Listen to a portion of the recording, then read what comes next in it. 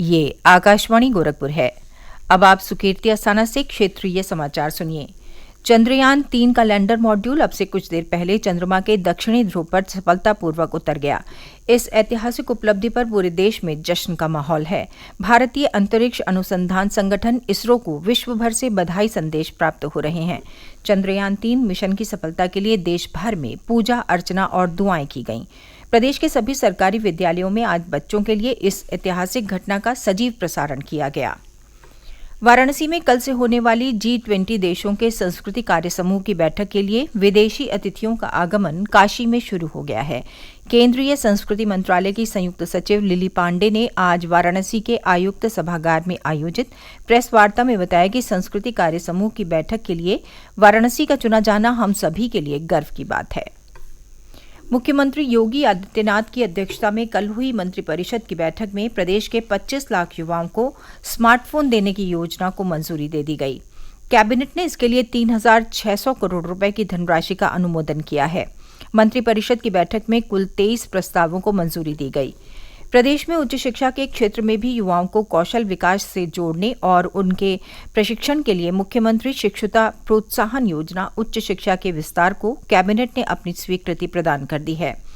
इसके तहत सरकार निजी संस्थानों में प्रशिक्षुओं को दिए जाने वाले मानदेय में 1,000 रुपये की प्रतिपूर्ति राशि देगी। योजना के तहत प्रदेश के गैर तकनीकी डिप्लोमा और डिग्री धारकों को 1 वर्ष का रोजगार दिया जाएगा। निजी और सरकारी संस्थानों को युवाओं को प्रशिक्षण पर रखने के लिए प्रोत्साहित किया जाएगा।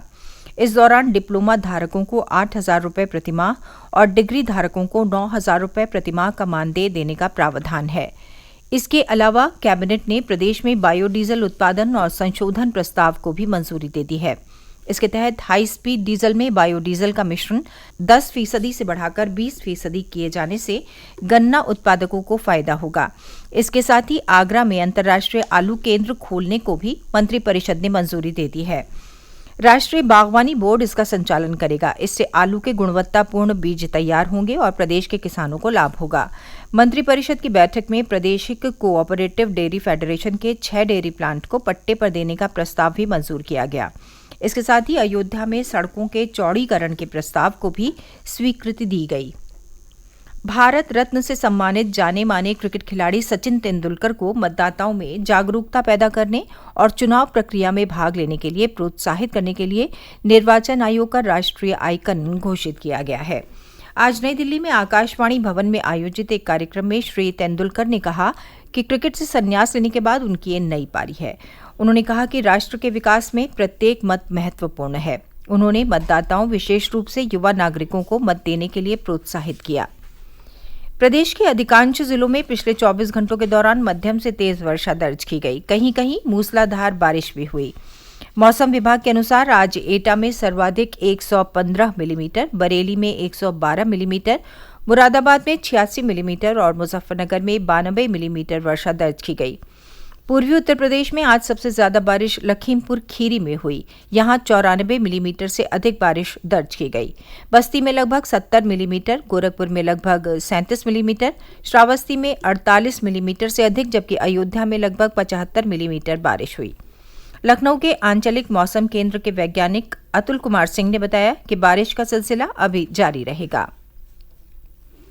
पहाड़ी इलाकों और प्रदेश में हो रही बारिश से गंगा नदी फर्रुखाबाद, बदायूं और कानपुर देहात में खतरे के निशान से ऊपर पहुंच गई है। कन्नौज में भी गंगा नदी का जलस्तर बीते 4 दिनों से लगातार बढ़ रहा है। वहीं शारदा नदी का जलस्तर पीलीभीत में बढ़ रहा है। इसके अलावा यमुना नदी का जलस्तर आगरा, मथुरा और प्रयागराज में बढ़ रहा है। सरयू नदी अयोध्या और गोरखपुर में पिछले 2 दिनों के दौरान हुई वर्षा के कारण एक बार फिर खतरे के निशान के आसपास है। गोरखपुर में रोहिन, राप्ती और कुशीनगर में बूढ़ी गंडक नदी का जलस्तर भी बढ़ रहा है। पिछले 24 घंटों के दौरान प्रदेश में हुई मूसलाधार बारिश के कारण अधिकांश नदियों का जलस्तर बढ़ने की आशंका है। जिला प्रशासन बाढ़ की स्थिति से निपटने की सभी प्रबंध सुनिश्चित कर रहा है। सभी संवेदनशील तटबंधों पर निगरानी बढ़ा दी गई है और एनडीआरएफ और एसडीआरएफ को अलर्ट पर रखा गया है।